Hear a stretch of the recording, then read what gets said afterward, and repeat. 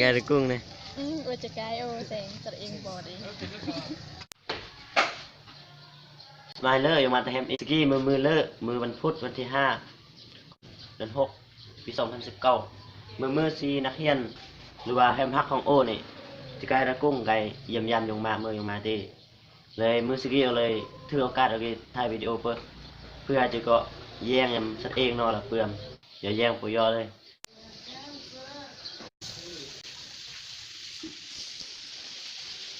สมัยเลิก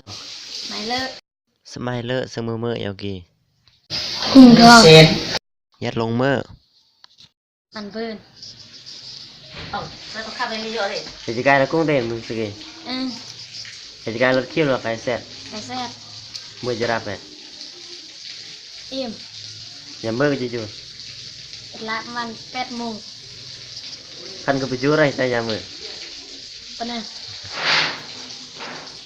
เดี๋ยวจะกลายแต่เมื่อละกุ้งได้มา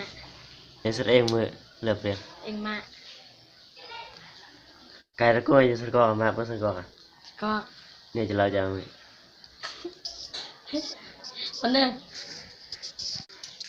เอ็งหิวมีไหมคนนี้ดูผมเมื่อเนี่ยจุดหลักเป็ด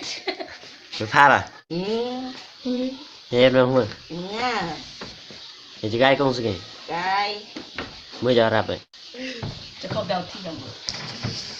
ย่องเยี่ยมเอ๊ะไม่จะรับฝั่งเบลที่ยังมารอดเนี่ยมันเลยเอ๊ะกลายเมื่อละกุ้งเลยนั่นเฮ็ดมาเมื่อโอ้เมื่อทันโชคเลยเฮ็ดอะไรเมื่อศพเดี๋ยวจะกลายรถติดต่อในรถคิวดูส้มเนอะรถคิวมันเยอะสุกรถคิวมันจากโมงมารถกุ้งนะโหประมาณ9 โมง 10 โมงเลย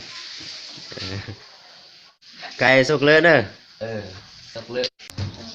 ใจเธอมีแต่เขา เดี๋ยวกินมะม่วงอะไรทองคำนี่เฮ็ดกุ้งเมื่อทองคำแต่บันเพื่อนกุ้งเลอะๆด้วยบันเมื่อบันเพื่อนเด็ดเลยเหรอวะเร็วก็นี่เราแต่งมีกุ้งเต้แม่นะเฮ็ดจะใกล้แล้วกุ้งโอ้โหสุดท้ายแล้วมันเที่ยวเยี่ยมน้องก้าวมันจะรับเป็นน้ำไปย่องเมื่อจะรับเลยสุดท้ายเราโยสิเพื่อนก็จะลุกน้ำโยสบังสมุนเต้วะเฮ็ดจะใกล้แล้วกุ้งเราจะทำเงี้ยนะกี่ช่วยดับเตียงริมนั่นใกล้แล้วกุ้งจะใกล้6 มื้อให้หกมาอยู่เฮ็ดเองมื้อแล้วเด้เองก่อนกาวเองก่อนเนิ่มเต้ไก่สุกเลยเนอะเยี่ยมจึงอันนี้เราผู้ใดนี่ซื้อข้ออยู่ใส่บ้านสมบูรณ์อยู่เมืองลาเต้เมืองสัมพันธ์กับพวกสลีพุ่นโอ้ไก่เนาะมื้อนี้กลับบ้านบ่ผู้ใดมาครับรถคิวอ๋อไปบ้านสุกดีเนอะไปฮอตพ่อฮอตแม่เนอะลองที่ไงแล้วกุ้งอ่ะ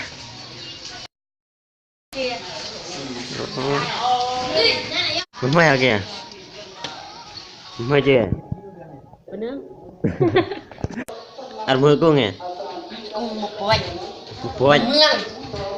กุ้งมาเมืองทำแกงใส่น้ำคอนเดี๋ยวจะกันแล้วกุ้งมือจะอะไรไปปักยนอ่ะเตะครับnanti lo cak jurap teh em kia là mai là lưỡi nó thì chắc jurap những cái hộp mưa này cung cái hộp má cái số em mưa là vậy em má mình nào con này xử lý đi rồi mà cái gì cái số em này dùng em không em rồi cái sọc lớn nữa Vina hắn nông dân làm cái này cho lá hộp bò cái cái con này giờ ra mưa con này ô hồi lơm mừng nga mưa cho ra vậy cái nó kêu là nó tít to này cái sọc lớn nữa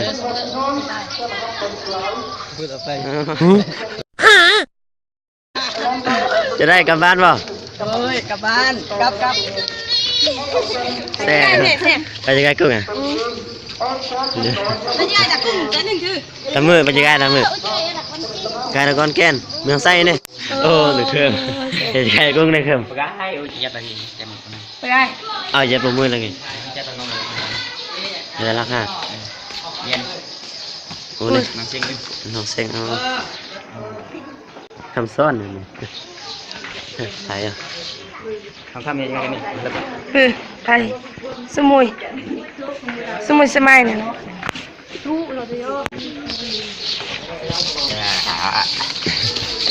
เจ้าหนึ่ง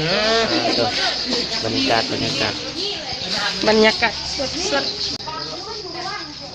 ปีหน้ามีคนมาอีกวะยังมาครบเลยมึงเมื่อยอะไรมึงเมื่อยจีมึงเมื่อยจีมึงเมื่อยจี น่ารัก จะจะกล้าหรือเปล่า ใจลงมือเป้ง ใครสุกเลยเนอะ ตกเลยบ้า มึงเมื่อยจีอ่ะซอยสุดาเต้ โยน ใครจะกล้าหรือเปล่าผู้ชายจะเต้นรถเต้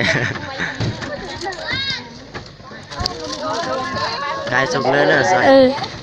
ตกเลยไม่ บ้านเต้อยู่ใส่บ้านอันนี้นะอาจีเนาะอยู่บ้านอโนเนาะสังวรดู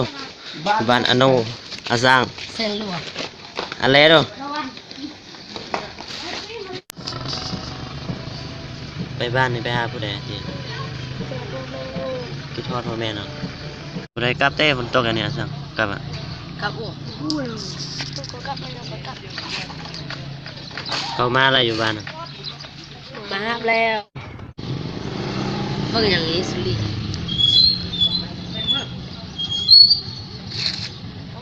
มีทอดบ้านใดก่อนบ้านเส้นหลวงก่อน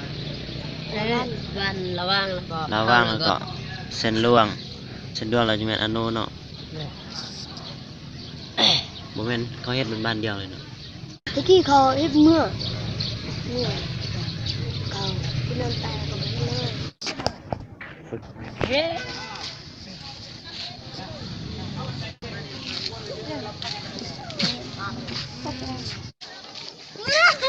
อันนี้มาจากไหนกุ้งเลยไปไกลหรือ ลองพูด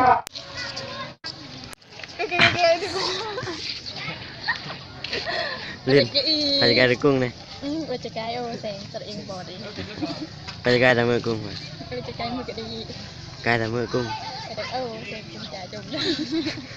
มือกุ้ง ตีกุ้งนี่แล้วแกก็จะเนียร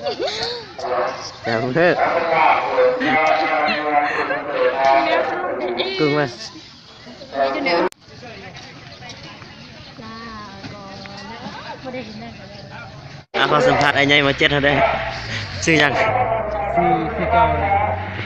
ชื่อคือเก่าเด้จะได้คือเก่า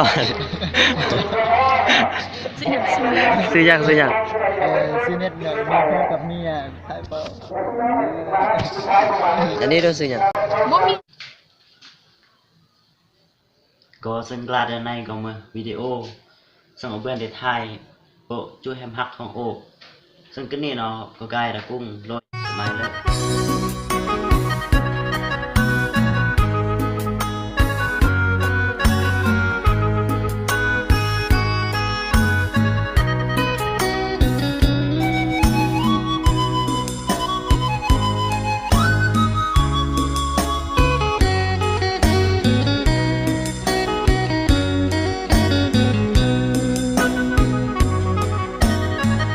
อยากได้โมยกลสับสนเฮือ